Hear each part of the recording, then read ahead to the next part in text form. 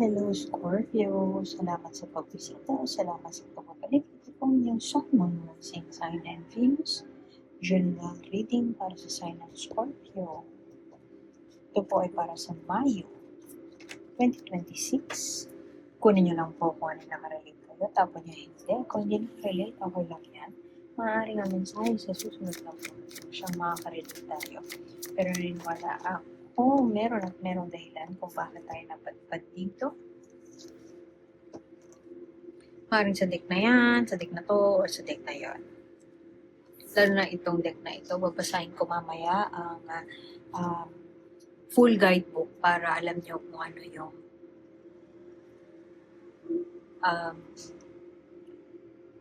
full meaning at para ma-interpret nyo siya. Lalabas din pala yung parang links to the decks used sa bottom ng screen nyo kung nasa YouTube kayo. Kasi you might want to explore yung oracle cards. Pwede to kahit hindi certified tarot reader. So, bottom of the deck o paunang patikim, allow anger. Kung galit ka ngayon, Scorpio, labas mo yan. It's okay. Okay, you are very much in your power. Malakas, lagi ko sinasabi mga Scorpio, malakas ang kutob. Kaya usually lagi kayo nasasabihan na malakas ang toyo nyo. Malakas ang toyo o emotional if not dramatic o kaya tamang hinala. Pero kung ano man yung pinaghihinalaan mo ngayon, Scorpio, tama ka. Hindi siya tamang hinala lang, tama ka. Kung ano man yung sinasabi ng kutob mo ngayon, kung gusto mong umalis ka na sa relationship, go for it. Kung gusto mong mag-resign ka na, go for it. Kung gusto mong take the leap of faith, go for it. Basta yan ang sinasabi ng iyong kutob, sundin mo kasi tama yan. You're very much in your power, kaya ako nasabi very much in your power ka kasi power niyo yan. Ay, oh my gosh. Hindi ko gusto yung mga lumabas sa'yo na unang cards, Scorpio.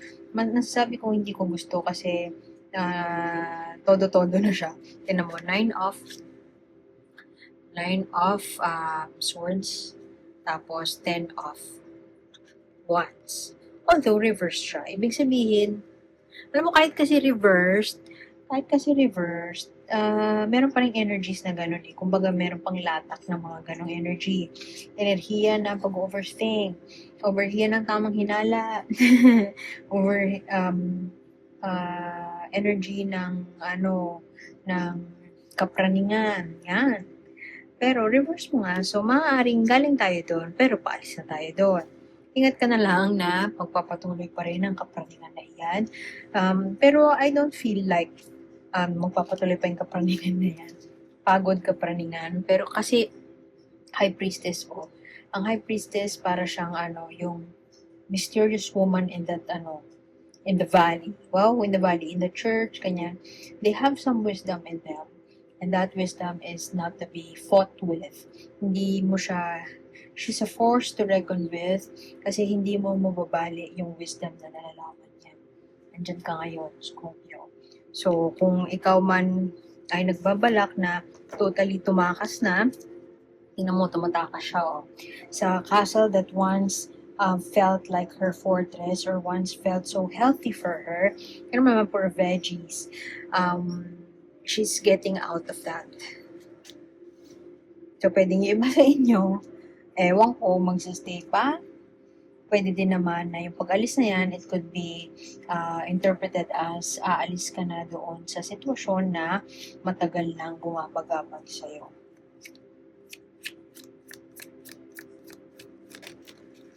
Ala, oh my gosh. Hindi ko gusto yung mga lumalabas kasi very much up in your head. Tapos 10 of Cups, maganda to. Very much up in your head. Kasi 5 of, LED. 5 of Swords. So, maraming iniisip si Scorpio. Pero, ang good news doon, I feel that with the Taurus season pa, April 20 to May 20, with the Taurus season, parang lalakas yung kumpiyansa mo sa sarili, lalakas yung kutob mo, lalakas yung pakiramdam mo na alagaan yung sarili mo, lalakas yung pakiramdam mo na hanapin kung ano ang magbibigay sa'yo. Ano mo yan, She's out for an adventure. It might take so slow kasi ang bitbit niya ay baby elephant, pero she's getting there. And she has this, parang yung kumpiyansa nga, may tiwala sa sarili. O kaya buo ang loob para i-explore yung something that would make you happy. So mukhang nandyan si Scorpio this month, which is very nice. Tapos ikaw na ikaw to. Alam mo, this was the perfect combination. Magkaibang deck sila, pero tingnan mo, parang may hint of red, which could be interpreted as love, tuning into your emotions, being empathetic, nurturing. So, I feel like ikaw to. I strongly feel that ikaw to kasi this is the Queen of Cups. You are the Queen of Cups. You are the master of your emotion and you have all that love to give. So, siguro, for the longest time, nagising na si Scorpio, I think I have to leave this situation and I think deserve ng ibang tao na ibigay ko yung perfection of my loving self. Very loving si Scorpio. And I feel that magtatagumpay ka doon. Maaaring may magagalit pa sa'yo. Pero magtatagumpay ka. Kasi this is such a good card to see in the middle of the reading. Nasabi ko hindi maganda kasi I feel that, marami pang external forces ang parang pipigil sa'yo. Pwedeng yung utak mo mismo pipigilan ka. Pero your emotional self ay very, parang buong-buo and solid force. You are a force to reckon with, sabi ko nga. Kasi yung puso mo, malaki ang puso ni Scorpio. Kahit para sa iba may toyo ka, pero malaki ang puso. Oh, very nice! You have there the Queen of Cups, and you have here the King of Cups. A soulmate connection. Siguro, yung iba sa inyo, may Romeo and Juliet na ganap dito. Siguro yung iba sa inyo ay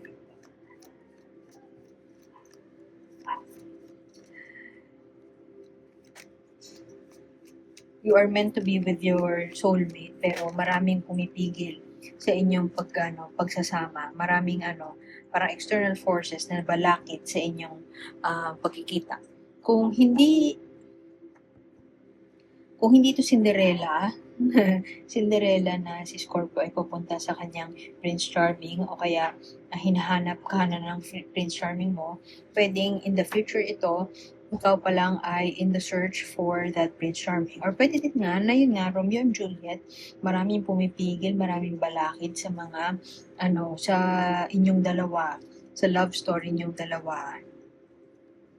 Pwede kasi na nahanap mo yung soulmate mo, o padating na sa'yo, pero hindi pa siya fully nakakalaya doon sa current niya na relationship. So, ikaw steady ka lang dyan, ready ka to welcome them with your full heart, loving heart, pero maaaring di pa sila ready sa ngayon.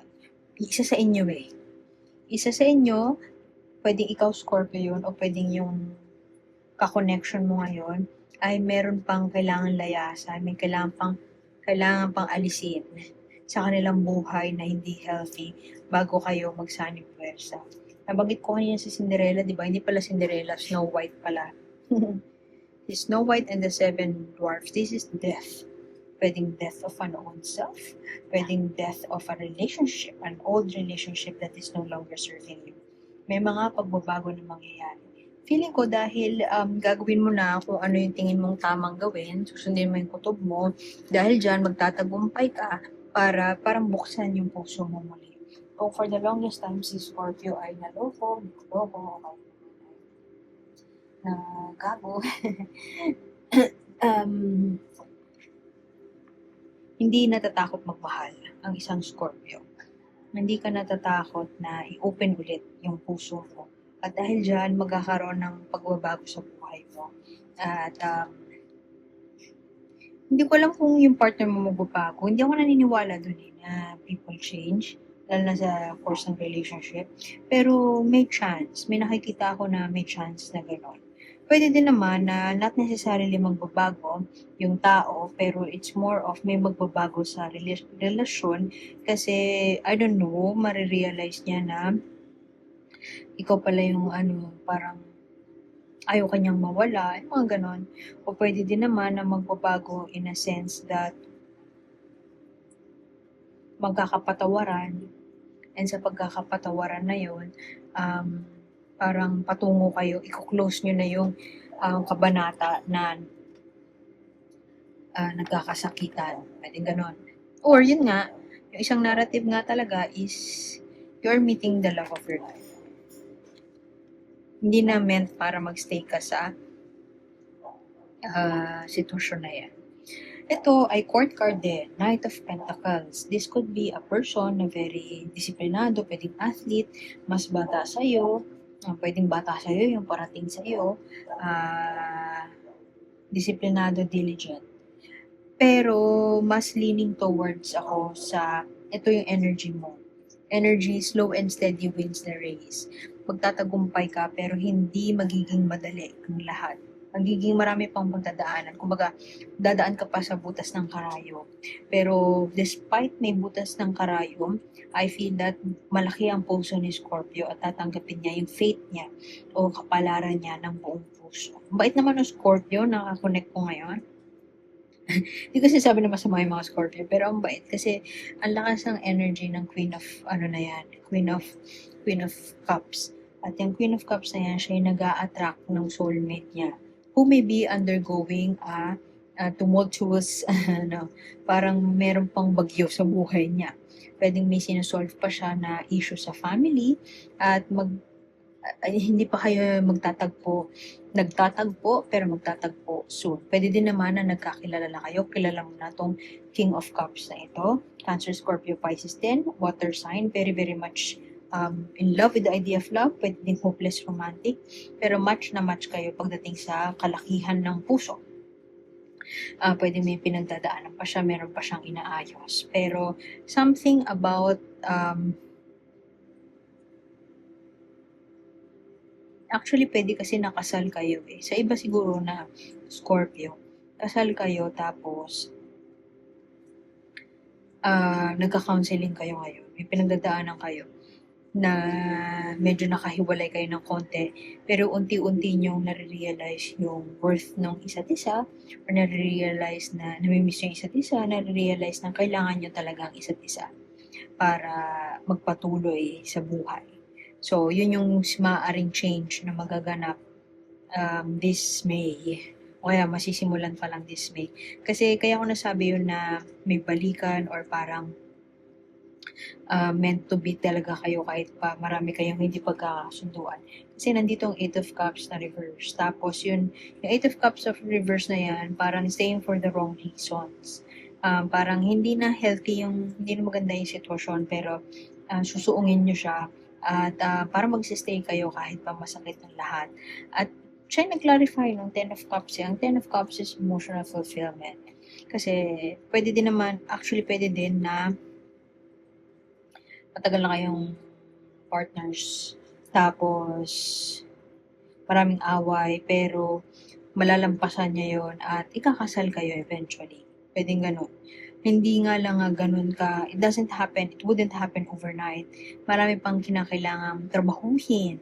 Marami pang kinakailangan na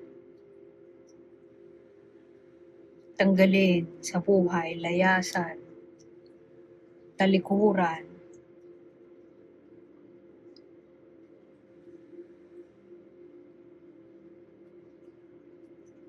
Alam mo yun, maraming bumabagabag sa isip.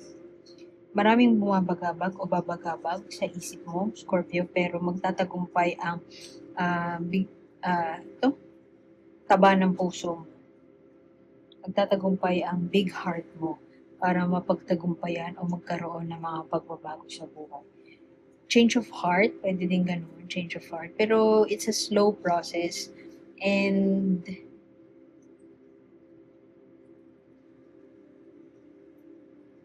hindi siya, it's not gonna be easy. Kuha tayo ng oracle card. Basahin ko yung full description. Don your witch hat. You are in a manifesting space, Scorpio. Huwag kang matakot na i-manifest. Kung single ka, actually, isa pang kwento dito, kung single ka, pwede din na you have been in a lousy family situation. And then, yung Prince Charming mo, naasar ako to be honest with you, na as a person, personally naasar ako sa idea ng Prince Charming. Kasi, lalo na kung sa babae, kasi para mong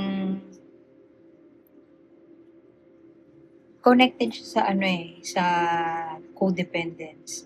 Para mong sinabi na hindi ka mabubuhay pag wala yung partner mo. So, paano pag nawala na siya? Hindi mo kayang tumayo. So, gagawin mo lahat para lang doon sa tao na yon kahit pa sinasaktan ka niya. Yung ganun. So, pag nalagay mo yung isang tao sa pedestal, hindi mo, parang masasarado mo yung mata mo sa worth, sa tunay mong worth. Imbis na yung cup mo, punuin mo ng pagmamahal para mag-overflow lang yun sa partner mo, yung empty cup na yon pupunan mo from the love of other people. Imbis na ikaw yung gumawa ng paraan para punuin yun. Find your joy, yung ganyan. Kasi hindi ka makaka-function pag wala yung isang tao. Which is sad. So, bakit ko ba sinabi yun? Yung iba sa inyo siguro single. And you are in this, parang process of finding that love of your life or waiting for them. Waiting for your ships to come. Waiting for them to be to uh,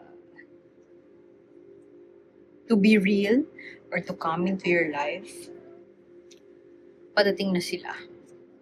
Don your witch hat.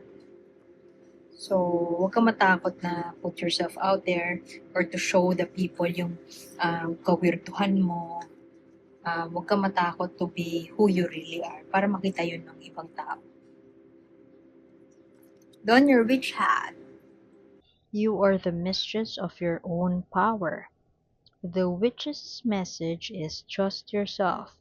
Let no source outside your sacred self make decisions for you. Your feelings, convictions, experiences, and inner knowing are enough. Right now, the witch asks you, who is the ultimate judge of your worth and well being? A belief or shame or limitation you were raised to believe? Is it a society that demands your conformity? The ultimate authority is experience as embodied by you.